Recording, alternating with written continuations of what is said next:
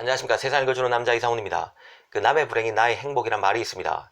같은 중국 업체지만 입장이 서로 다른 하웨이와 샤오미, 오버, 비포 등을 보면 그렇습니다.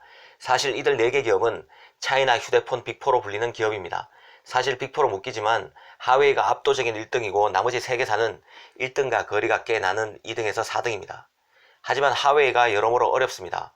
미중 갈등으로 하웨이의 스마트폰 사업이 해외에서 흔들리고 있고 중국 시장에서는 아시다시피 매출 절벽에 직면했습니다. 사실 하웨이는 절반가량의 매출이 해외에서 납니다.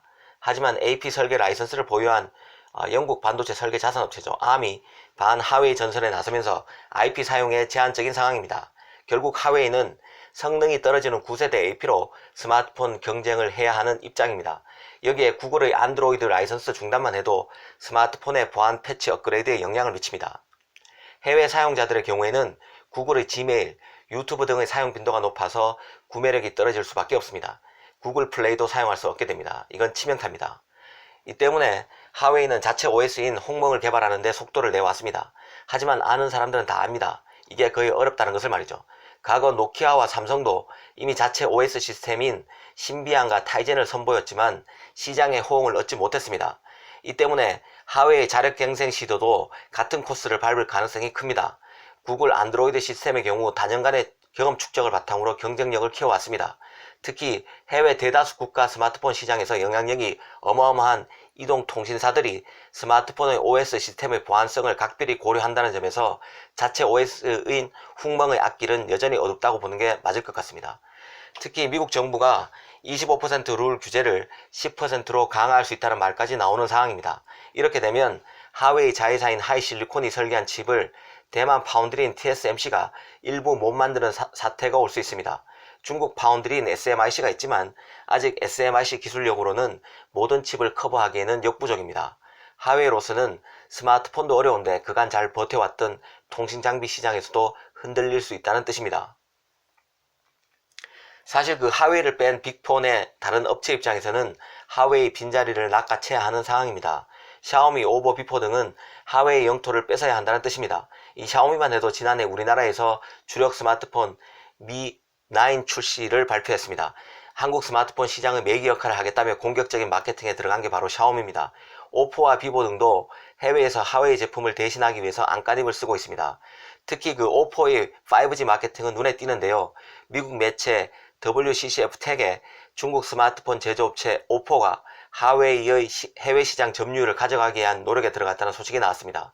2월에는 전년 대비 50%의 매출 감소가 있었던 만큼 해외 시장에서 주력한다는 것입니다. 그만큼 중국에서는 어렵다는 뜻인데요.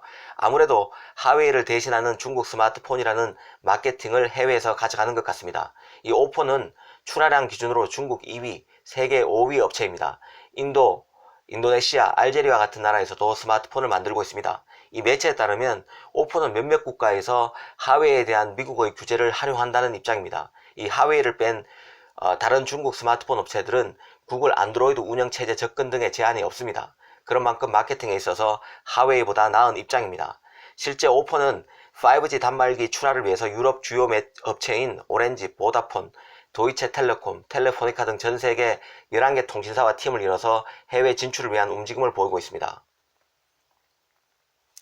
사실 샤오미, 오포, 비보 등 중국 스마트폰 업체들은 미국의 구글 모바일 서비스 사용 금지 등의 규제로 해외 사업에 타격을 받은 하웨이가 중국 내 시장 진출에 박차를 가하면서 역풍을 맞은 바 있습니다. 실제 지난 2019년 오포의 중국 시장 점유율은 2%포인트 하락했고 출하량도 17%나 줄었습니다. 반면 하웨이의 중국 시장 점유율은 40% 가까운 38.5%까지 올랐습니다. 중국 스마트폰 업체로서는 중국에서 당분간 판매가 쉽지 않은 만큼 5G 스마트폰으로 해외 시장에서 점유율을 끌어올려야 하는 상황입니다. 재미있는 것은 이들 중국 스마트폰 업체들이 민간 기업이라는 것을 한결같이 강조하고 있다는 점입니다. 이 하웨이에 앞서서 타격을 입은 ZTE는 중국 정부와 관련이 있고 하웨이 역시 회장인 런정페이가 인민군 출신 장교입니다. 특히 군사보안과 밀접한 통신장비를 다뤄 미국의 타깃이 됐었습니다. 중국에서 진짜 민간 기업이 있는지는 모르겠지만 어찌됐든 미국의 타깃이 되지 않기 위해서 중국 당국과 선을 긋는 모습입니다. 아무튼 하웨이를 비롯한 중국 업체들은 미국과의 무역 갈등 여파로 반도체 등 핵심 기술 내재하에 속도를 내고 있습니다.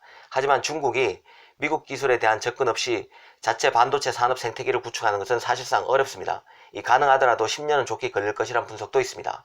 달리 말하면 미국 제재에 맞서서 자체 개발력으로 이 같은 상황을 극복하기에는 한계가 있다는 뜻입니다. 어찌됐든 지금 양상은 하웨이가 어렵다는 점이고, 이를 틈타 다른 중국 스마트폰 업체들이 기회를 잡으려고 몸부림치고 있다는 것입니다. 이번에는 5G 특허 얘기 좀 하겠습니다. 사실 5G 특허 하면 떠오르는 기업이 하웨이입니다. 그만큼 출원한 특허 개수가 많은데요. 그런데 이런 하웨이의 특허가 영양가가 없다는 기사가 떴습니다. 바로 해외 IT 매체인 퍼드질라에 이런 기사가 났습니다.